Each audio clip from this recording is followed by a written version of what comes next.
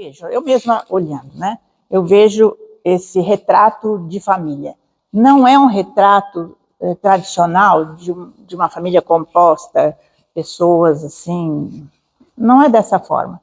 É o sentimento da mulher com relação às pessoas da família. Então, é o feminino, que está a visão feminina da família.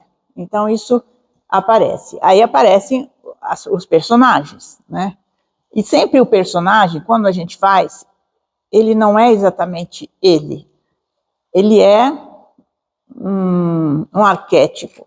Ele é quando você faz uma mãe com uma criança. Você não está falando, pode ser que seja o meu retrato com a minha filha, mas a gente não está falando só disso. A gente está falando através deste particular, isso é uma coisa que Van Acker falava muito, através deste particular, que sou eu com a minha filha, eu estou falando da mulher em geral, da humanidade em geral e da maternidade em geral e de todas as filhas do mundo. Então, aquele é uma coisa que abre para o universo total.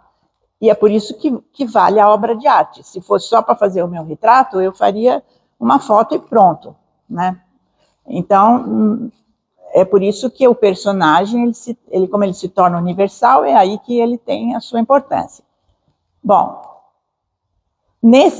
passando pelo aspecto da família, ou dessa localização do feminino, a gente entra no labirinto. Por que eu escolhi essas obras para colocar dentro do labirinto e por que eu escolhi esse nome?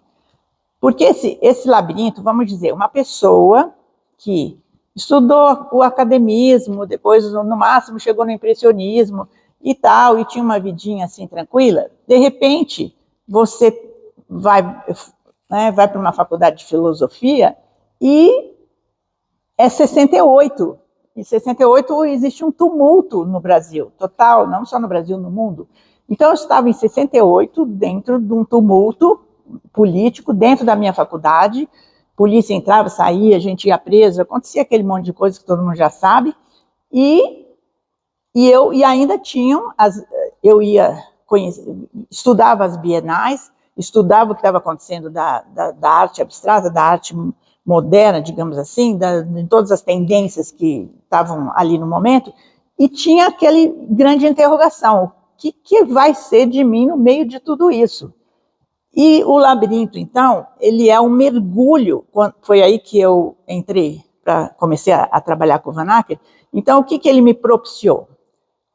Você não precisa abandonar as técnicas acadêmicas que você tem desde criança, você não precisa abandonar as cores que você também tem desde criança, você não precisa abandonar as suas imagens, as suas fantasias, histórias de fadas e personagens, enfim, que eu fazia na escola com as crianças. Você não precisa abandonar nada disso.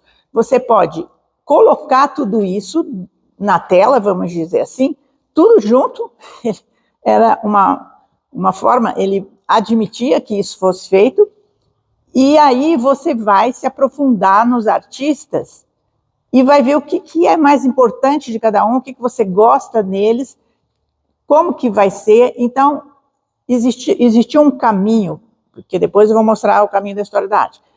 Dentro do labirinto era assim, se eu quisesse ler um livro e achar maravilhoso e querer pintar aquele livro, eu podia pintar. Se eu quisesse estudar os gregos, eu podia estudar os gregos. E se eu quisesse misturar os gregos com os indianos e com o navio e com a história do Brasil, eu também podia.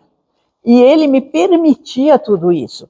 Agora, é importante entender que era uma época onde, nas escolas de arte, isso não era permitido. Nas escolas de arte havia um tipo de cartilha, você tinha que seguir mais ou menos aquilo. Então, era um momento, por exemplo, onde estava todo momento revolucionário e tal. Então, por exemplo, problemas sociais, problemas de justiça social, enfim, esses temas. Então, como eu não fazia esses temas, porque não era da minha alma ficar fazendo isso, eu não podia fazer nada dentro de uma escola de arte, porque o meu desenho, a minha pintura, era muito boba perto do que os outros estavam fazendo.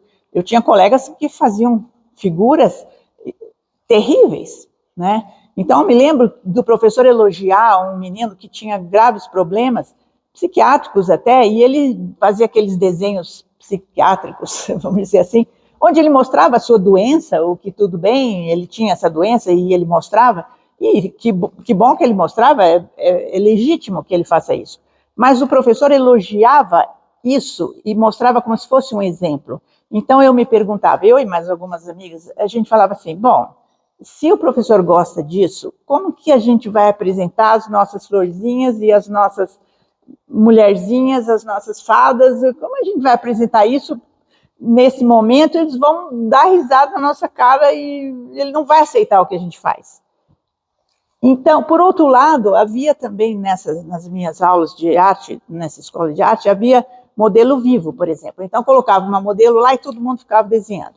Aí eu pensava assim, eu ficava assim, o pessoal não é tão revolucionário, por que eles estão pondo essa moça aí que tem que ficar parada nessa posição e todo mundo desenhando ela? E aí algum rapaz, me lembro de um colega que tinha uma moça até bonita na frente dele, e ele desenhou uma caveira. Então eu falava assim, para que ele precisa de um modelo ali, durinha, posando para ele, se ele está desenhando uma caveira? Ele não precisa dela, então ele pode desenhar a caveira sem precisar pôr a moça naquela situação. Eu achava que colocar um modelo vivo, na minha opinião, era deprimente. Então eu já não ia mais nessas aulas, porque eu não gostava disso. Enfim, começou que eu não gostava de nada das aulas, de nada do que era feito, e os professores elogiavam coisas absurdas para mim. Neste momento, eu largo tudo isso, vou para a filosofia, durante algum tempo eu fico estudando filosofia, aí eu comecei a estudar mesmo, e comecei a estudar a Bienal, falei, o que tem nessa raio dessa Bienal que todo mundo está falando? Então eu comecei a me aprofundar e comecei a entender. E aí, quanto mais eu entendia, mais eu chegava à conclusão de que eu não tinha nada a ver com isso. E aí, mais ou menos em 70, foi quando eu tive a oportunidade de conhecer a obra do Van Acker e fui para o ateliê dele. Então, o que tinha essa obra e que me proporcionou e que o labirinto demonstra isso? Era a liberdade de ser eu mesma e liberdade de aproveitar tudo que eu sabia e de poder colocar a minha mitologia dentro da obra que eu estava fazendo. Então, eu não precisava fazer coisas que os outros queriam que eu fizesse. Eu podia fazer as minhas coisas. E as minhas coisas não eram exatamente aquilo que estava não vou dizer na moda, mas aquilo que estava na tendência da época. Então, eu não me adaptava com a tendência da época. E o Van Acker, por outro lado, ele foi uma pessoa que trouxe para a arte contemporânea, digamos, elementos do Renascimento, por exemplo, perspectiva, por exemplo, Michelangelo, que ele conhecia profundamente os grandes artistas da história da arte. E ele tinha uma convivência íntima, digamos assim, com a história da arte, coisa que era impossível naquele momento. E essa convivência vai fazer, quando você começa a estudar os antigos, você começa a entender e começa a ser possível imitá-los. E o Van Acker dizia isso, você pode imitar, não tem problema. O Rubens, eu não tenho aqui um livro para mostrar, mas a gente pode ver isso em algum momento, o Rubens copiou o pezinho do Michelangelo. Tem figuras do Michelangelo na Capela Sistina que tem um determinado pé. E eu observei que o Rubens, nas suas grandes obras, fim do século XVII e XVIII, ele fez o mesmíssimo pé, ou seja, ele copiou do Michelangelo. Então, muita gente copiou do Michelangelo e fez grandes obras. Então, o Van Acker dizia, o Rubens pôde copiar do Michelangelo e fazer grandes obras. Então, quando você copia de um grande artista, você pode fazer uma grande obra também. Você não vai ficar copiando só, você vai poder fazer a sua. Aí existe um critério desenvolvido pelo Van Acker e que eu entendi muito bem, que era o critério da fertilidade. E é bem interessante isso, que é um elemento feminino na história da arte. Ele dizia assim, alguns artistas são férteis, ou seja, eles têm filhos, eles têm seguidores, hoje em dia seria, né? Eles deixam possibilidade para que alguém, vendo a obra deles, faça a sua obra também. Outros artistas não. Alguns artistas são fechados em si mesmos, e esses você não pode seguir, porque se você seguir esses, você não vai fazer nada. E aí, essa liberdade de ir em busca, quem são esses férteis, vamos dizer? Os gregos, né? Todo mundo seguiu os gregos, os romanos seguiram os gregos, a Idade Média mais ou menos se afungentou um pouquinho, mas no Renascimento, Michelangelo copiou os gregos. Então, os gregos são um grande elemento fértil para o desenvolvimento artístico da pintura, né? Aí, outra coisa, nós estudávamos na época, o Jung, né, psicólogo Jung. Então, o Jung falava do inconsciente coletivo. Então, a pintura, quando você se deixa levar por ela, você entra no nível do inconsciente coletivo. Então, você vai pintar coisas que você mesma não tem noção, como aquele quadro que acabei de falar sobre a morte do Tancredo. Eu pintei a morte do Tancredo sem noção do que eu estava fazendo. Então, eu não tinha noção do que ia acontecer depois. Mas isso aparece antes, porque eu estava no nível do inconsciente coletivo. Hoje, com a física quântica, é fácil de entender isso, quando você está fora do tempo e do espaço. Então, hoje é fácil para as pessoas entenderem. Mas em 1970 era bem complicado, 71 era bem complicado.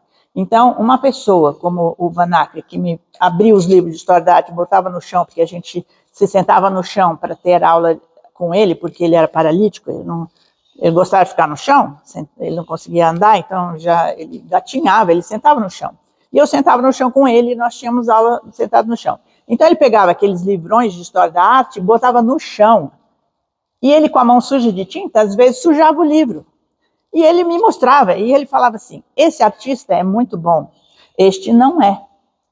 Então, de repente, artistas que são famosos, conhecidos, que estão no livro, ele falava assim, esse aqui não é um bom artista, olha por quê, olha como ele faz isso, ele começava a criticar, e aí eu começava a enxergar que realmente aquele não era um artista tão bom, apesar de ser famoso. E quais eram os bons, quais não eram? Então, esse mergulho, você vai se libertando. Aí tem uma coisa que é assim, os orientais falam sobre isso, e nessa época eu estudava muito nesse ponto, por isso que eu estudei as religiões orientais também. Você tem que se libertar do seu ego.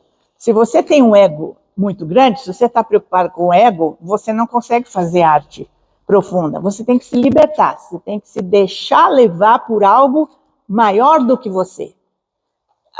Os orientais dizem que a arte é uma arte devocional, eles falam, né? Você é um veículo, você é apenas o caule. Existe uma raiz, vai a árvore se desenvolver, você é o caule, você é apenas um veículo.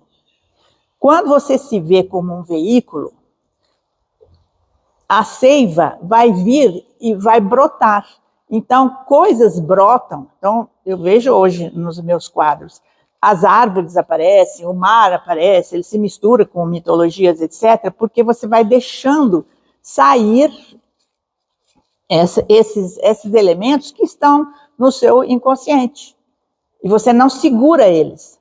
Então, o academismo, hoje pensando, o academismo é uma forma de colocar tudo no nível da realidade, no nível concreto, assim, da lógica, vamos dizer assim.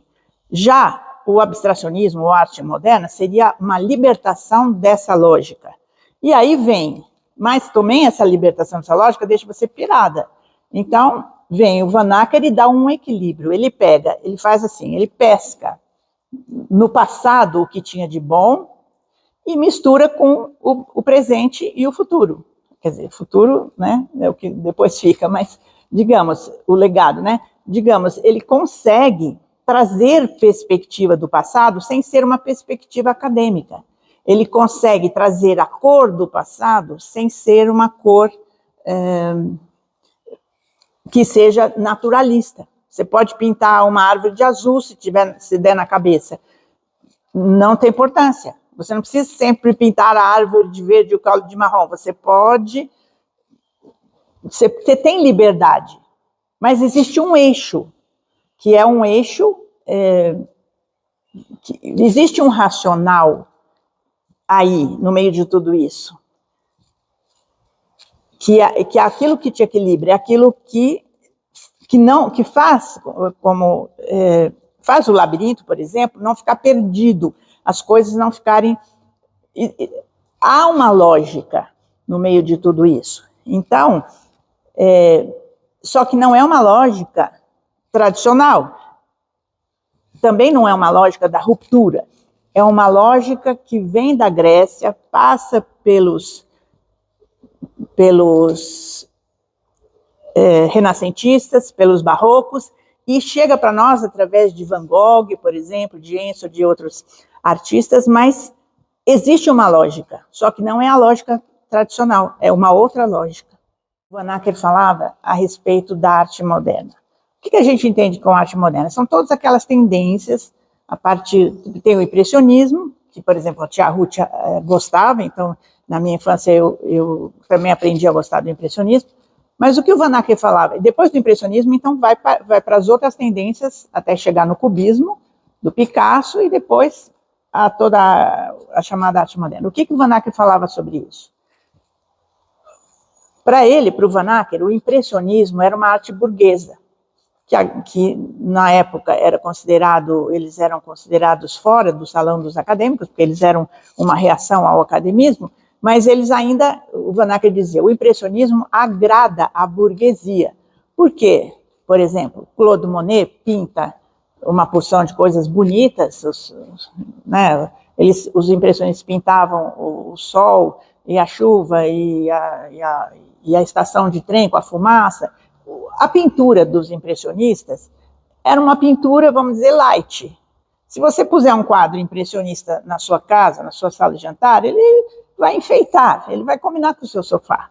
Então, ele não vai te sacudir, nem vai te transmitir ideias ruins ou boas, ele não vai nada. Um vaso de flores, é uma coisa que vai decorar a sua casa.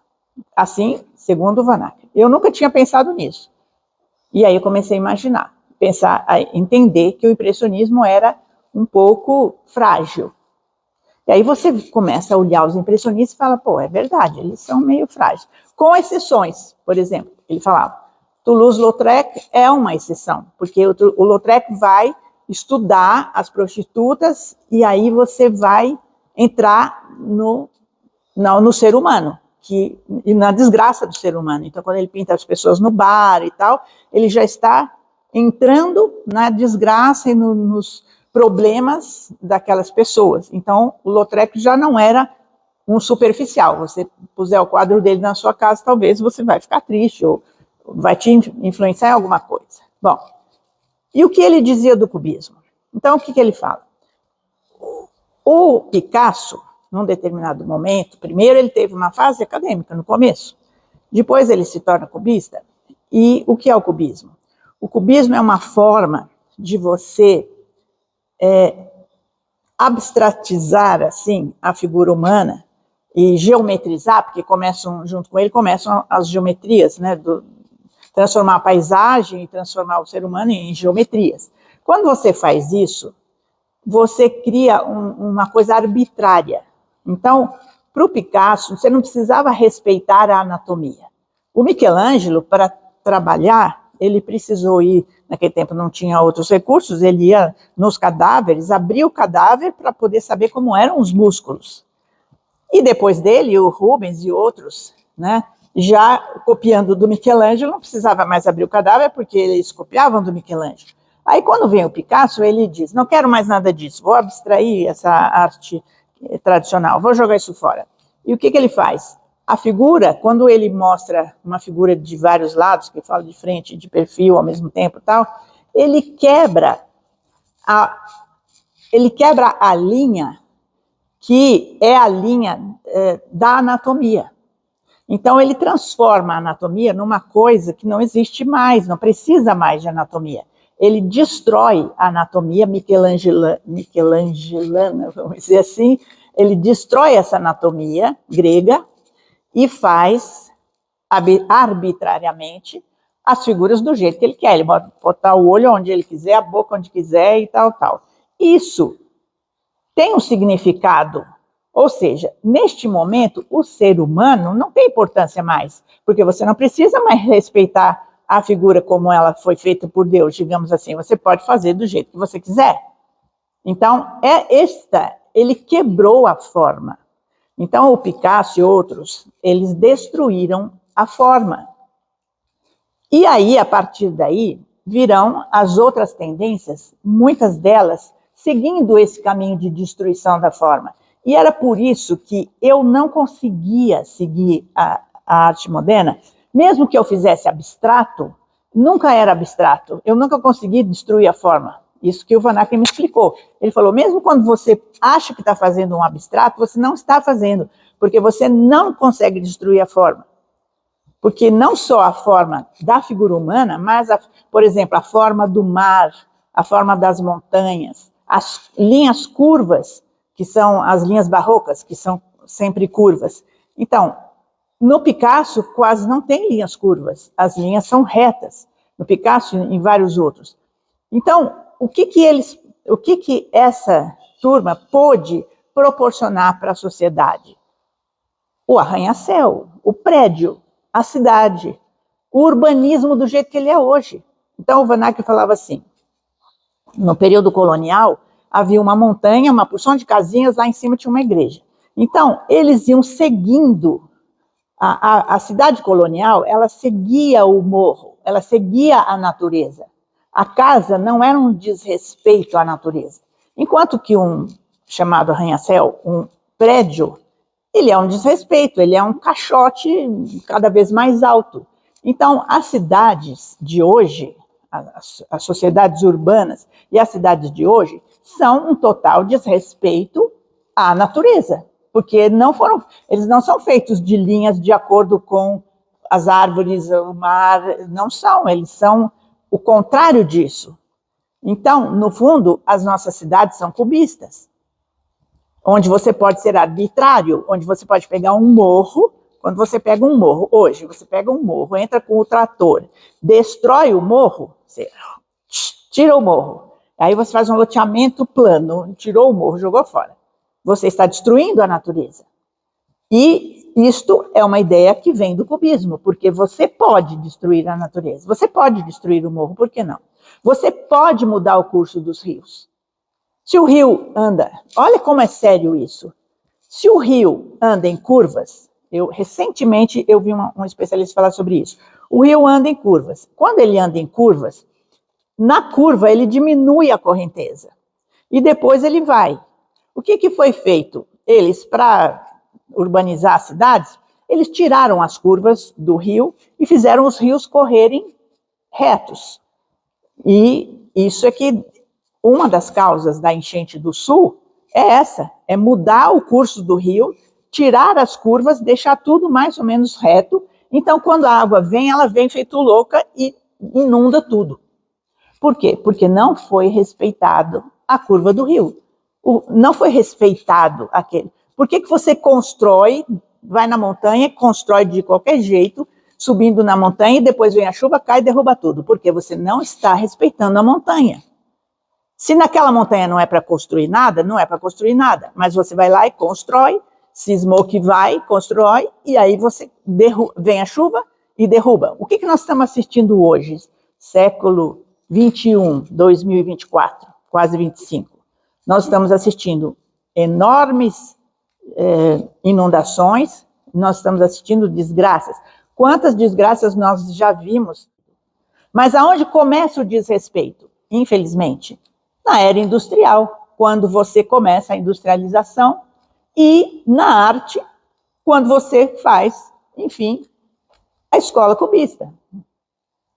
Então, o que acontece? Você pode destruir a natureza à vontade. Então, foi o que fizeram.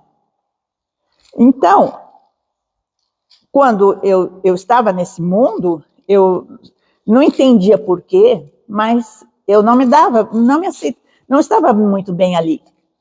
O que era permitido nessa época? Coisas horríveis, né? Coisas que seriam doença mental e que hoje você enxerga e fala, pô, isso é doença, isso não é arte, isso é doença. A gente ia na Bienal, tinha gente que pegava o sangue e punha lá, o seu próprio sangue, no quadro, e a pessoa achava lindo. Então, falava, pô, mas isso aí, o que é isso? Então, ficou aquele, o que é arte, né? A arte virou uma interrogação. Eu vi uma Bienal onde tinha no chão uma porção de saco de açúcar, arroz, feijão, tudo jogado no chão. E eu vi umas baratas andando. Aí tinha passando um moço que limpava. Escuta, me dá uma informação. Essas baratas, elas fazem parte da obra de arte ou elas vieram aqui só para comer essa obra de arte? E ele não sabia responder, porque puseram arroz no chão e açúcar. Então as baratas vinham comer, e aí as baratas eram obra de arte também. Quer dizer, chegamos a este ponto, né? Então, diante de tudo isso, vem o Van Acker e fala assim, o cubismo é uma arte arbitrária, anti-humana, e não é fértil. Se você seguir o cubismo, você não vai chegar em lugar nenhum. Infelizmente, muita gente do Brasil que tinha uma obra importante virou cubista. E aí, questionável o que foi feito daí para frente. E quem não fez isto, né? Quem se manteve na outra posição, que não quis entrar nessa história, o que aconteceu com eles? Ficaram de escanteio. Agora, estamos no 2025, então hoje dá para falar sobre isso, porque eu não podia falar isso antes, hoje dá para falar sobre isso. Hoje, uma pessoa como Guignard é valorizado, hoje ele vale bastante, e hoje ele é valorizado, mas durante esse período que eu estou falando, imagine, Guignard não valia nada, não, ninguém gostava dele, ele tinha feito umas casinhas e pronto, né? Então, hoje as coisas são diferentes, houve uma mudança. Então, a obra propriamente também do Van Acker nem é muito conhecida e nem foi muito valorizada em sua época, porque ele era uma pessoa que se colocava contra esses movimentos. Mas aí ele era a favor do quê? A favor dos renascentistas, a favor dos barrocos. E aí eu preciso dizer uma coisa, que é o seguinte, quando você vai em busca do barroco e do renascimento, você vai, no fundo, vai em busca dos gregos, você vai em busca daquilo que existe, vamos dizer, o fio condutor da arte desde o seu início. Então, você tem os egípcios, você tem os gregos, e aí vai indo. Muita gente hoje quer acabar com os gregos, né? É absurdo isso. Você vai indo, aí você vai chegando no Renascimento. Então, se você vai por esse fio, quando você chega no Renascimento, aí vai para o Barroco. Então, o que dizia o Van Acker? Que o Renascimento tinha sido um momento ótimo, onde, né, você tem o Michelangelo, que fez o máximo possível em termos de anatomia humana, não tem ninguém que tenha feito mais que ele. Depois dele, você, então, propiciou a vinda dos barrocos. O barroco é a maturidade do Renascimento. Quando o ser humano está maduro, ele voa, então ele pode voar como os pássaros, ele pode ser igual ao mar, as ondas do mar, etc. e tal. Então, aí vem a fase barroca, e aí, nos tempos fim do século XIX para o século XX, você vai ter uma corrente artística que segue essa linha. E quem é essa corrente artística? Tem o Ensor e tem o Van Gogh. O Van Gogh é um herdeiro dessa linha, que vem do grego, que passa pela Renascença, que passa pelo Barroco, que passa pelos impressionistas. O Van Gogh não é impressionista, talvez ele seja expressionista, ou não seja nada disso, mas o Van Gogh, ele não rompeu a forma. E o Ensor também não. Então, é posterior e também não rompe a forma. E aí você tem, no Art Nouveau, várias tendências aí, você tem movimentos que não rompem com a forma. E outros, aí você vai ter dois movimentos, o movimento que não rompe com a forma e o movimento que rompe. Então, esse movimento que não rompe com a forma, que passa por Van Gogh, hoje está sendo valorizado. Hoje Van Gogh está sendo valorizado. Hoje todo mundo acha que Van Gogh é o máximo. Mas nos anos 70, eu assisti palestras onde diziam que Van Gogh era esquizofrênico. Eu assisti palestras que falavam que Van Gogh era um doente. Não sei se ele era um doente ou não, mas isso não tem importância. O que importa é que ele fez uma obra muito valiosa e que chegou aos nossos tempos e que hoje você pode... Ele é fértil, o Van Gogh é fértil, você pode seguir o Van Gogh. E crianças copiam o Van Gogh, eles gostam. E eles fazem coisas lindas copiando o Van Gogh. Então, o Van Gogh é alguém que nos leva a essa individualidade, a esse aprofundamento, essas coisas que o Jung falava, essa linha humanista, se você vai chegar através... O Van Gogh vai nos trazer nisso. E aí o Van Acker, né, ele segue o Van Gogh. Então, aí ele consegue fazer uma obra que está desse lado, do lado que mantém a forma. Tinha um livro importante que se chama Realidade Figurativa, que eu estudei na filosofia, e que é o livro do Frank Castell, que eu vou dar um resumo rápido. Quer dizer, paralelamente ao Van Acker, eu entrei em contato com esse livro. E esse livro falava o seguinte, esse estudo, eu passei um ano inteiro estudando esse assunto.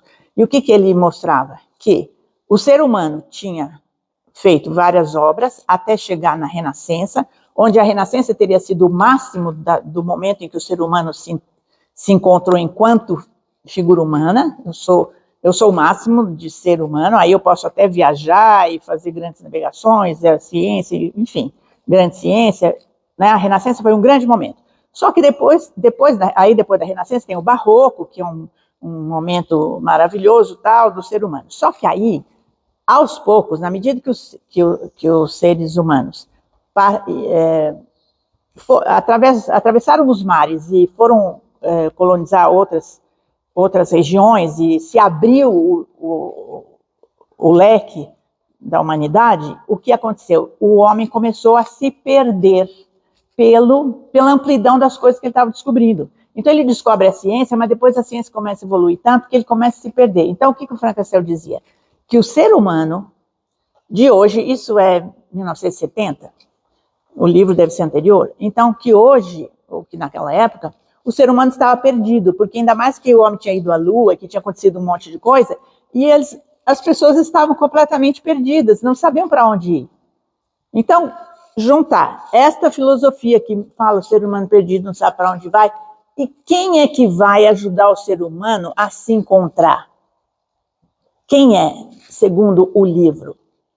É a pintura.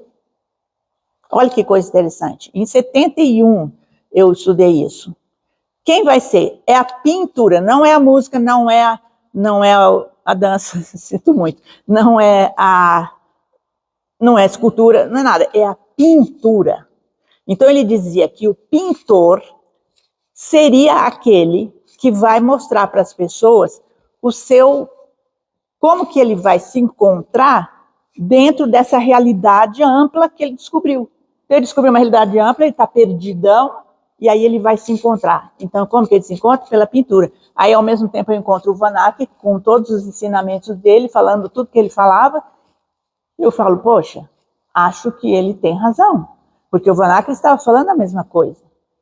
Que era a pintura que vai nos momentos atuais, aí voltando para hoje, que vai nos momentos atuais fazer com que a pessoa não se perca. Porque aí, voltando no labirinto, o labirinto tem um monte de coisa, mas tem uma linha condutora, tem um eixo, tem algo para você segurar. E esse algo se expressa através da pintura. Então, por isso que talvez a exposição teve que ser feita agora, porque se fosse feita antes, não ia ser compreendida.